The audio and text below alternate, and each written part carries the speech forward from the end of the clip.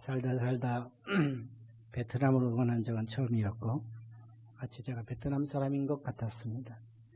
어젯밤에 스즈키컵 결승전에 베트남이 우승한 것을 보고 2002년도에 우리 월드컵 했을 때 기뻐했던 그런 것들이 떠올랐습니다.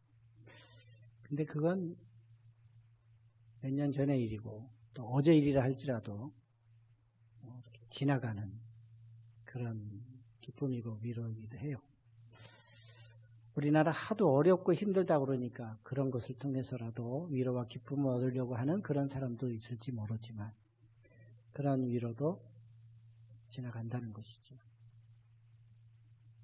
누구나 다 위로가 필요하고 또 그 위로를 통해서 힘을 얻기도 하지만 그러나 그 위로가 때로는 마음의 상처가 되기도 하고 또 심한 좌절을 느끼게 할 수도 있다는 거죠.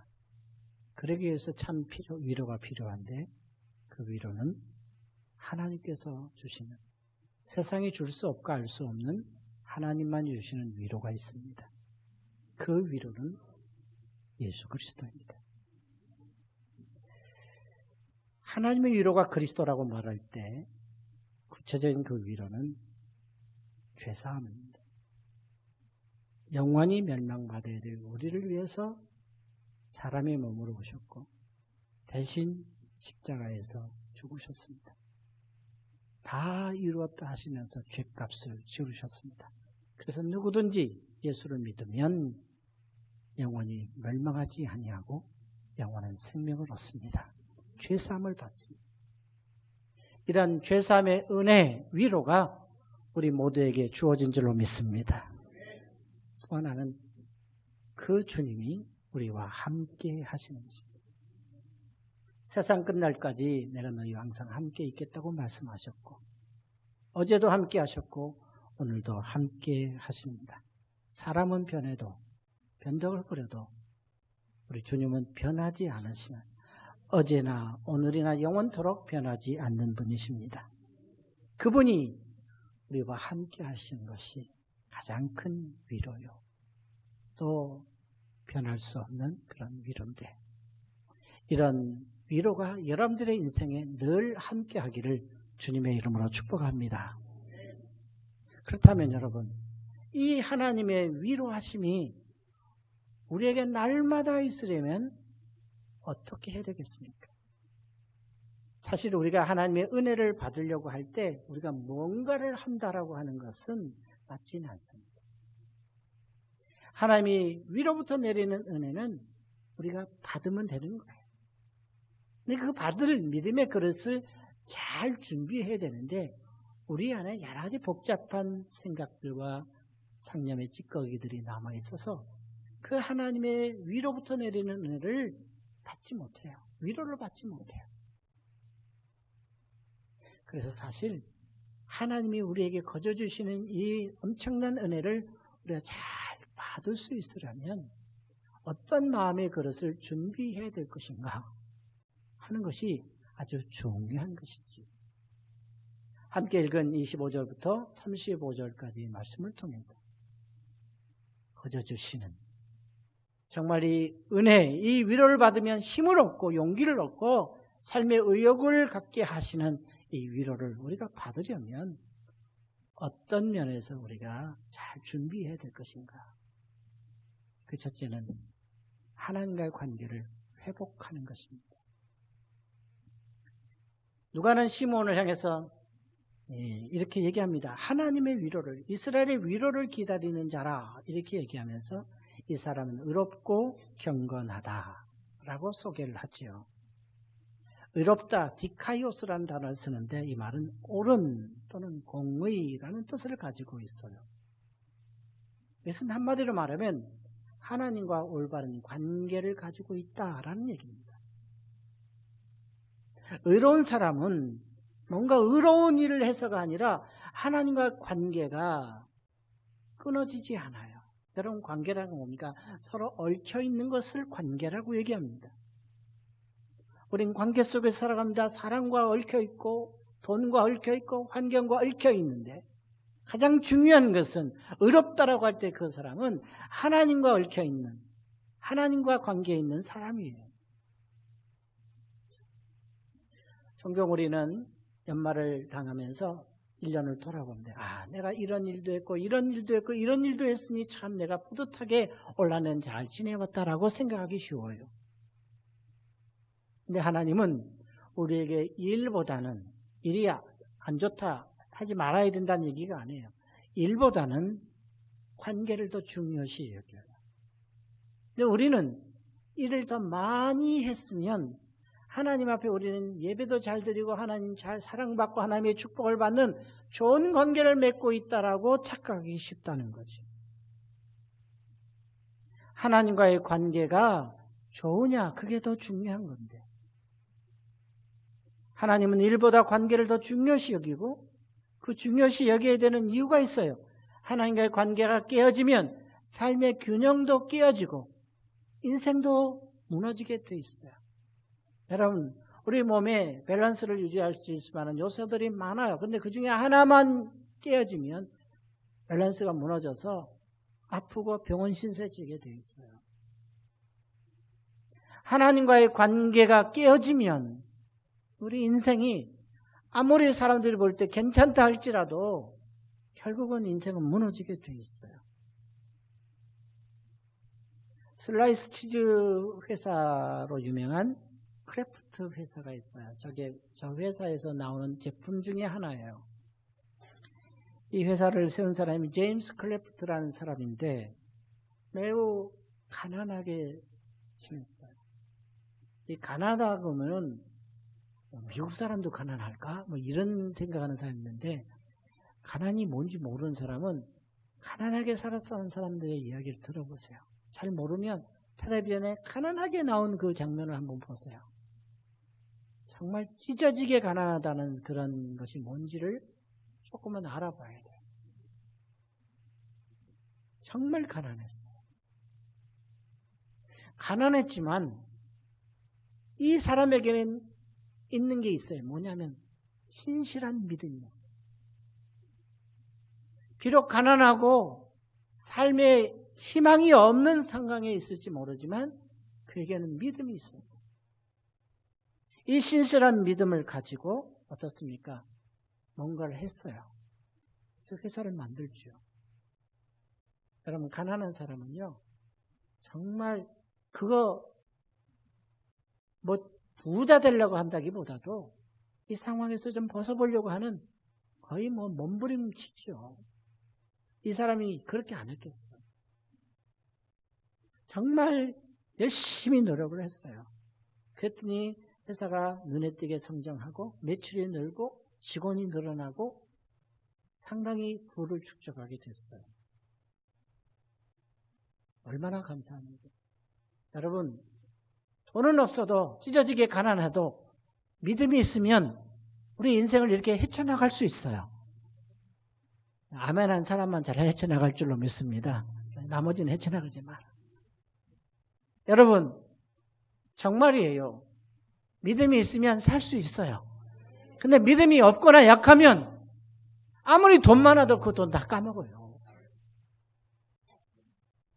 여러분 신실한 믿음 때문에 인생을 살아가는데 근데 문제가 생겼어요.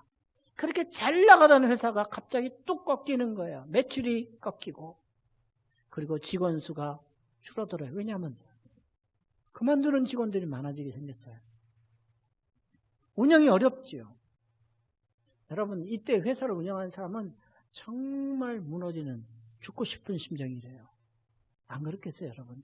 잘 나가다가 맨날 어려우면 어려워 하면서도 살지만 계속 잘 나가다가 갑자기 뚝 떨어지면 얼마나 심한 좌절감을 느끼지 몰라요. 얼마나 고민이 되겠어요. 이럴 때 누구에게 이 상황을 얘기하고 풀어나가야 되겠어요? 예? 네, 그럴 줄 알았어요. 하나님이라고. 여러분 하나님에게 물어보는 사람 그렇게 많지 않아. 이때 가장 보편적으로 하는 게 뭐냐면 친구에게 물어봐요.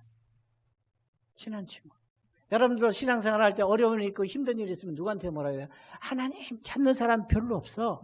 안 되다가 할 수 없이 하나님 앞에 나오는 거지. 친구에게 물어본다고요. 다 집사님 이거 어때? 저거 어때? 목사에게도 안 와. 그냥 친구, 집사한테 먼저 물어봐. 그래서 친구가 중요한 거예요. 친구가 좋은 조언을 얘기하고 하나님의 메시지를 전달하면 살 수 있는데 대부분 그렇게 잘 못해요. 저도 성도들이 저한테 물어보면 이렇게 과감하게 얘기를 못해요. 얘기를 잘 듣고 나서 이 친구가 충격적인 얘기를 해요. 뭐라고 얘기하세요? 나는 솔직히 자네 회사가 망할 줄 알았네. 이 얘기를 던졌어요. 저도 이렇게 말 못한다니까요. 성도들이 물어올 때 목사님 이거 어때요? 이렇게 할 때 그 회사 망할 겁니다. 그거 망해요. 하지 마세요. 이렇게 말하기 어렵다고요. 근데 이 친구는 그렇게 말했어요. 이게 진짜 친구예요. 그러면서 하는 얘기가 뭐냐면 하나님이 자네 회사에 복을 부어주셨을 때 자네는 어땠나? 하나님과의 관계가 점점 멀어지지 않았나? 회사가 성장하고 급성장했다고 좋아할 때 주일 한번 제대로 지킨 적이 있나? 돌이켜보게. 급성장했다고 좋아만 했지. 바쁘기 때문에 예배 제대로 드리지도 못하고 난 바쁘니까 스스로 위로하면서 그렇게 보내지 않았나? 그러는 동안 자네 회사는 멸망의 길로 서서히 달리고 있었던 거야. 이렇게 얘기했어요. 얼마나 큰 충격이겠어요. 여러분 이럴 때 잘 될 거야. 할 수 있어. 우린 이렇게 얘기해요. 저도 이렇게 얘기하고. 근데 그 친구는 그렇게 얘기하지 않았어요. 그가 좀 마음이 아프고 충격을 받을 수 있을지 모르지만 정확한 팩트를 얘기하는 거죠.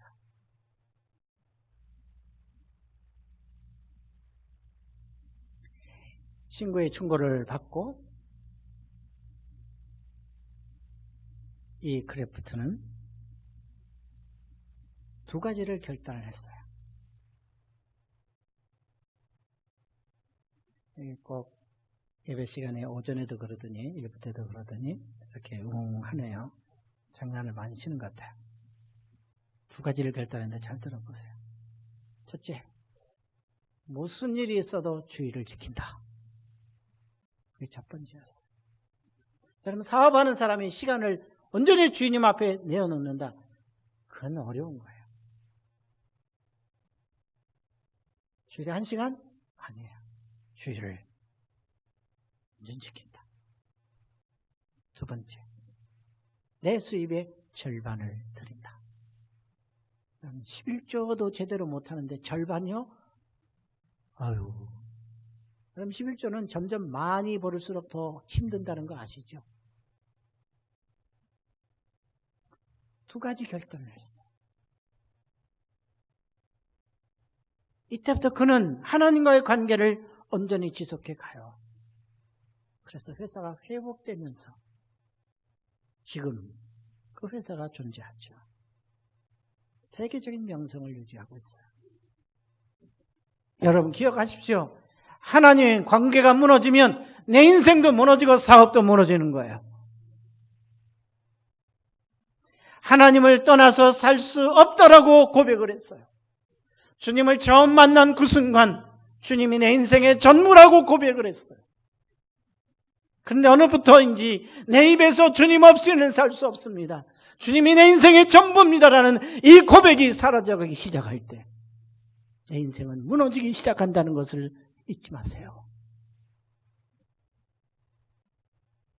바쁘다는 이유로 하나님과의 관계가 멀어지기 시작할 때 바쁘기 때문에 나는 할 수가 없어. 바쁘기 때문에 내가 주님의 일을 내년에는 쉴 거야 라고 생각하기 시작하는 순간부터 내 인생은, 내 신앙은 무너지는 쪽으로 간다는 거예요. 여러분 하나님과의 관계는 어떻습니까? 이상이 있지 않습니까? 저도 늘 이것을 돌아봐요. 하나님과의 관계가 깨졌거나 하나님과의 관계가 소원해졌거나 하나님과 멀어져 가기 시작하면 내 인생도 무너진다는 거야. 무너진 인생으로 살아가는 사람은 아무도 없어요. 그렇게 살고 싶은 사람은 없다고요. 다 잘되기 싶고 다 흥왕하기 원하고 다 성공하기를 원해요.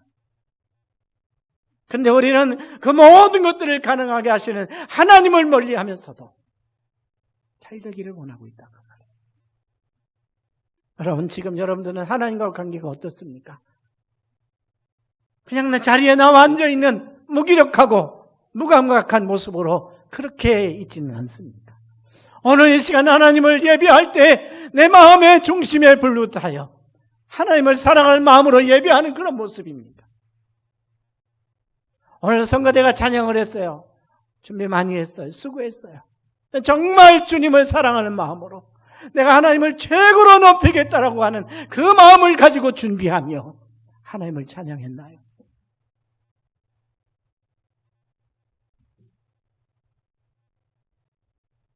돌이키셔야 돼요. 왜 돌이켜야 되냐면 회복은 돌이킴이에요. 돌이키면 뭡니까? 자신의 죄를 회개하는 거예요. 내가 지금 돌이켜야 될 것이 어디인가? 내가 돌아서야 될 영역은 어떤 것인가? 내가 잘못된 방향으로 나갔다면 하나님의 방향으로 돌아와야 되는 그 돌아옴의 순간은 내일이 아니라 오늘 이 순간인데, 여러분, 잘못된 삶의 방식을 버리고 하나님을 향해 나아가는 길밖에 없는데 그 돌이키는 것이 회개입니다. 내 잘못을 회개하고 돌이키지 아니하면 참된 회복이 있을 수 없고, 회복이 없이는 하나님과의 관계가 지속될 수 없는데, 우린 그냥 예배 한번 드림으로 하나님과의 관계가 좋아졌다라고 착각하는 이 안타까운 모습에 젖어 있어요. 회복은 회개가 없이는 일어날 수 없어요. 여러분, 시므온은 나이 많아 늙어서도 의로운 사람이라고 그랬어요. 늘 하나님과 좋은 관계를 유지하면서 살았던 사람이에요. 하나님은 저와 여러분들이 그렇게 살기를 원하십니다. 나이가 많든 적든 남자든 여자든 청년이든 학생이든 노인이든 간에 하나님과의 관계가 소원해지지 않기를 원하고 있어요. 여러분, 왜 매주일 하나님 앞에 예배 드리면서 우리의 마음은 예배 드리는 그 시간이 끝나는 순간 하나님과 멀어져 있습니까? 우리가 죄악을 잘못을 고백하고 하나님께 돌이킬 때 하나님이 주시는 위로가 있어요. 우리가 하나님의 위로부터 내리는 은혜의 위로를 받기 위해서 우리의 마음속에 있는 죄악을 청산하고 하나님 앞에 엎드리는 그 엎드림이 있을 때, 그 위로를 통해서 우리는 하나님을 찬양할 수 있고 경배할 수 있어요. 그리고 내게 주신 사명을 감당할 수 있는데, 여러분, 다른 거 돌아보지 마세요.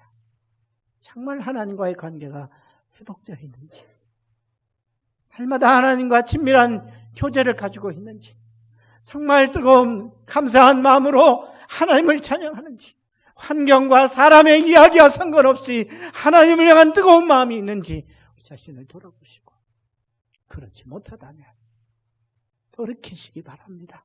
회개하시기 바랍니다. 잘못을 고백하기 바랍니다. 그럴 때 하나님이 우리의 심령에 사람이 알 수 없는 놀라운 위로를 허락하실 것이고, 그 위로를 통해서 우리의 삶을 멋지게 살아갈 수 있어요.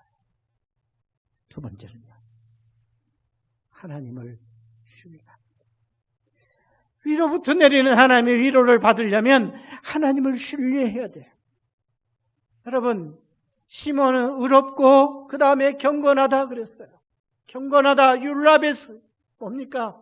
꽉 붙잡다 또는 취한다는 거예요. 이런 말에서 유래됐는데, 경건이 뭡니까? 위대하신 하나님을 경외하는 거예요. 쉽게 말하면 두려워하는 거예요. 무서워서 두려워하는 게 아니라 그 위대하심과 그 능력을 보고 감히 어떻게 고개를 뻣뻣이 들고 있을까 하는 마음으로 경외하는 거예요. 근데 여러분, 경건한 사람이 도대체 누가 경건한지를 알 수가 있나요? 특징이 있어요. 경건한 사람은 늘 마음에 하나님의 말씀으로 채우고 그 말씀대로 살아갑니다.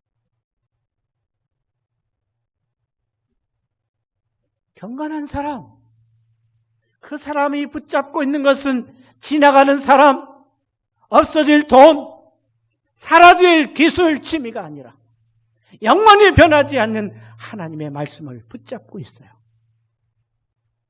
사실 우리가 하나님의 말씀을 붙잡는다고 하지만 우리가 하나님의 말씀을 붙잡는 게 아니고 하나님의 말씀이 우리를 붙잡습니다. 우리의 변덕부리고 우리의 낯대하고 게으른 우리의 마음을 말씀이 우리를 붙잡아서 하나님을 향해서 나아가도록 역사하죠. 그런 면에서 시몬은 늘 하나님의 말씀을 붙잡고 살아간 사람, 하나님의 말씀을 놓치지 않고 살아가는 사람이었어요. 여러분, 그래서 메시아를 기다렸는데 저나 여러분들이나 하나님의 말씀을 확 붙잡고 살기를 주님의 이름으로 축복합니다. 26절 보십시오. 그가 주의 그리스도를 보기 전에는 죽지 아니하리라는 성령의 지시를 받았다 그랬어요. 그런데 그 기간이 얼마나 되는지 알 수 없지만 29절을 보면 아기 예수를 안고 이렇게 찬양하며 고백합니다. 주제여, 이제는 말씀하신 대로 종을 평안히 놓아주시는도다. 말씀하신 대로. 그는 성령의 지시를 받고 한순간도 그 지시를 잊어버리지 않아요. 말씀하신 대로 종을 평안히 놓아주십니다. 말씀에 사로잡혔고 말씀을 붙잡고 살았던 사람이라는 거죠. 더군다나 30절, 31절, 32절 그의 고백을 보시면 이렇게 돼 있어요. 같이 읽어볼까요? 시작. 내 눈이 주의 구원을 보았사오니 이는 만민 앞에 예비하신 것이요 이방을 비추는 빛이요 주의 백성 이스라엘의 영광이니이다. 아멘. 여러분, 내 눈이 메시아를 보았습니다라고 시몬은 얘기하지 않습니다.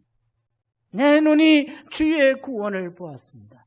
아기 예수를 보면서 주의 구원을 보았다고 하는 말은 아기 예수가 메시아 기다리던 그리스도라는 것을 분명히 인식하고 있는 것입니다. 이방을 비추는 빛이라고 얘기하는 것. 구원이 이스라엘 백성들에게만 주어진 것이 아니라 민족과 열방 온 세계에 주시는 구원이라고 얘기하고 있습니다. 나이 많아 늙었지만 그는 하나님을 신뢰하는 경건한 사람이요 하나님의 말씀에 붙잡혀 있었고 하나님의 말씀을 붙잡았고 하나님의 약속을 붙잡고 살아갔습니다. 하나님이 저와 여러분들에게 약속하신 것이 많아요. 그 약속을 붙잡고 살기를 바랍니다. 상황이 바뀌어도 하나님이 내게 약속하신 말씀은 반드시 이루실 줄로 믿습니다. 내게 가장 좋은 것으로 이루실 것이라는 믿음을 가지시기 바랍니다. 여러분, 지금 어려워도 합력하여 선을 이루시는 하나님이십니다. 내가 지금 최악의 상황이라도 하나님은 최고로 우리에게 허락하실 은혜가 준비되어 있어요. 그 하나님을 믿길 바랍니다. 그 하나님의 약속의 말씀을 붙잡기 바랍니다. 내게 허락하신 약속의 말씀 붙잡고 흔들리지 않기를 바랍니다. 그러면 신비한 방법으로 하나님이 내게 위로를 주실 것인데 남들이 받는 위로를 바라보고 부러워하지 않고 내게 허락하신 그 위로를 바라보면서 그 위로를 누리면서 그 위로를 나누며 살아가는 우리 모두가 되기를 주의 이름으로 축복합니다. 세 번째로요. 성령 충만합니다. 여러분, 시몬이 하나님의 약속을 붙잡고 하나님을 신뢰하는 것이 결코 쉬운 일이 아닙니다. 왜냐하면요, 성전에는 마리아만 있는 게 아니에요. 요셉만 있는 게 아니었습니다. 수많은 사람들이 있었어요. 그리고 아기 한 사람만 있는 게 아니잖아요.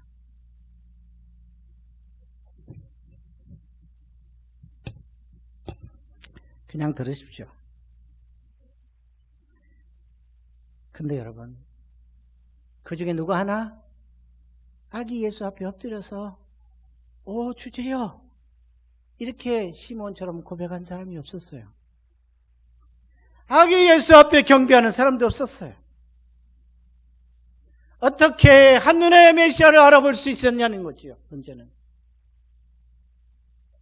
성전에는 제사장도 있었고 레위인도 있었고 바리새인도 있었고 서기관들도 있었습니다. 시몬보다도 똑똑한 사람, 잘 나가는 사람들도 있었는데 나이 많아 늙은 노인이 어떻게 아기 예수를 보고 주의 구원을 보았다고 얘기할 수 있겠냐는 얘기죠. 어떻게 아기 예수를 보고 메시아로 볼 수 있는 이 영적인 통찰력을 가지고 있었겠냐는 거죠. 이 놀라운 일 아니겠어요? 시몬의 이 고백을 듣고 놀라는 부모에게 축복하면서 예수 그리스도의 십자가의 고난과 죽음에 대한 예언을 하고 있는 이 시몬의 이 통찰력을 그가 스스로 노력해서 가졌을까요? 이건 전적으로 성령의 역사입니다. 여러분 25절, 26절, 27절을 보시면 공이 이렇게 돼 있어요. 이스라엘의 위로를 기다리는 시몬은 늘 성령이 그 위에 계셨어요. 그리스도를 보기 전엔 죽지 아니라는 성령의 지시를 받았고 성령의 감동으로 성전에 들어가 마침 정결 예식을 하러 들어오는 부모와 아기 예수를 만나게 되죠. 한마디로 성령 충만했어요. 성령 충만은 느끼고 막 흥분하고 막 전율이 일어나는 그게 아니고 성령 충만은 우리 안에 계신 성령의 지배를 받으며 살아가는 생활이에요. 성령 충만은 내 안에 계신 성령께서 나를 지배하고 다스리는 삶이에요. 이 성령 충만이 우리에게 필요해요. 그래서 여러분 성령 충만하시려면 사모하셔야 돼요. 성령님, 나를 도와주십시오. 내가 이렇게 못났습니다. 내가 이렇게 왔다 갔다 합니다. 나를 지배해 주십시오. 나를 지도해 주십시오. 나에게 능력으로 역사해 주시옵소서. 그렇게 사모하셔야 돼요. 매일 하셔야 돼요. 매 순간 하셔야 돼요. 그리고 어떻습니까? 거룩한 영이니까 내 마음 그릇에 담겨져 있는 죄악, 미움, 시기, 질투, 좌절, 낙심 이런 죄악을 십자가에 다 내놓는 거예요. 내 마음을 정결하게 하셔야 돼요. 여러분 우리가 죄를 정결하게 하지 않으면 성령이 내 안에서 역사하지 않아요. 우리가 탄식하셔요. 눈물 흘리고 아파하신다고요. 그리고 맡기세요. 내 힘이 아니라 성령께서 역사하실 수 있으니까 나보다 나를 더 잘하시는 성령께 내 인생을 맡기고 내 삶을 맡기시면 성령이 내 인생을 지배하시고 지도하시고 다스려 주셔서 좋은 열매가 나타날 수 있어요. 뭡니까? 내 성품이 변화돼요. 내 인격이 달라질 수 있다고요. 은사가 나타나고 담대하게 복음을 전할 수 있어요. 혼탁한 세상에서 영적인 분별력을 가지고 살아갈 수 있으며 내게 주신 사명을 감당할 수 있을 때 충성과 인내를 가지고 감당하게 된다는 거죠. 여러분 이런 성령 충만이 있기를 주의 이름으로 축복합니다. D.L. 무디는 이렇게 얘기했습니다. 하나님 우리가 성령으로 충만하도록 명하신다. 만약 충만하지 않다면 그것은 우리가 우리의 특권의 맨 밑바닥에 살고 있기 때문이다. 여러분 우리는 특권이 있어요. 특권의 밑바닥에서 겨우겨우 허덕이면서 살아가는 인생으로 살아가지 마시고 성령이 나를 지배하시면 가장 귀한 특권을, 가장 귀한 능력을 경험하며 살아갈 줄로 믿습니다. 그래서 바울은 내게 능력 주신 자에서 내가 모든 것을 할 수 있다고 고백했는데 그것은 성령 충만했기 때문에 그렇게 고백할 수 있었어요. 여러분 정말 성령이 우리를 지배하셔야 돼요. 그렇게 하지 않으면 이 거친 환경 속에서 믿음을 가지고 사명을 감당한다는 것은 결코 쉽지 않아요. 성령 충만해서 하나님의 위로를, 하나님의 은혜를 경험하는 우리 모두가 되기를 주의 이름으로 축복합니다. 여러분, 우리에게는 위로가 필요해요. 여러분에게도 위로가 필요하고 저에게도 위로가 필요해요. 여러분들이 저를 위로해 주려고 밥 사준다고 해서 나갔어요, 어저께. 그래서 제가 돌려 돈 내고 먼저 내고 위로해드렸어요. 왜냐하면 우리 성도들도 위로가 필요한데. 저 밥 사주러 왔다가 위로받은 사람이 여기 몇 명 있어요. 정말 필요해요. 얼마나 여러분 힘듭니까? 아버지들은 얼마나 힘들겠어요. 말은 안 하죠. 아버지들은 말을 잘 안 해요. 그러니까 아버지들은 다 괜찮은 줄 알고 있어요. 어머니들도요, 바가지는 긁지만 얼마나 마음 아파하는지 몰라요. 그게 바가지가 아프다는 얘기거든요. 다 위로가 필요해요. 청년들도 위로가 필요해요. 다 위로가 필요해요. 여러분, 저에게도 위로가 필요해요. 근데 저는요, 사실은 지난주에 제가 눈물을 흘린 것은 저는 우리 권사님, 어느 권사님 그러더라고요. 목사님은 눈물도 안 흘리시는데 지난주에 그렇게 눈물 흘리는 거 보고 목사님은 많이 약해졌구나 이렇게 생각하면서 안타까웠대요. 근데 사실은요, 제가 안 그러려고 그러는데 자꾸 뭘 생각하거나 뭐 자꾸 회상해졌거나 별로 몇 분도 안 내요. 몇 초 정도 하면 갑자기 눈에서 눈물이 나오고 그래요. 혼자 있을 때. 왜 그러냐 했더니 미국에 있는 동서가 뭐라고 했냐면 지금은 괜찮을지 모르지만 4개월쯤 되면 괜히 속에서 울컥울컥 하는 게 나올 거라고. 난 안 믿었어요. 난 괜찮다고.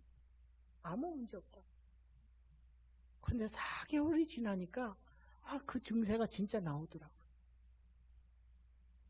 여러분, 나보다 먼저 이런 일을 겪은 사람을 내가 위로해 주지 못한 것이 내가 아프더라고요. 우리 모두에게 위로가 필요해요. 그 위로가 필요한데 여러분들 지금 어디 계시나요? 누구에게 위로를 받으려고 하십니까? 이 시간 여러분 하나님께 나아가기를 바랍니다. 하나님께 나아가시기를 바랍니다. 하나님과의 관계가 회복되기를 원합니다. 약속을 붙잡고 사시기 바랍니다. 하나님을 신뢰하기 바랍니다. 성령의 지시를 따라 살아가기 바랍니다. 그러면요, 하나님이 그리스도를 통해서 우리에게 위로를 주셔요. 걸어가는 길 위에서 방황할 때 길 대신 주님께서 길이 되어주시고, 진리를 알지 못해서 방황할 때 진리 대신 주님께서 우리의 삶을 자유케 하시고, 그리고 우리에게 영원한 생명을 허락하시는데, 여러분 그냥 지내버리지 마시고 지금 우리 같이 기도하시기 바랍니다.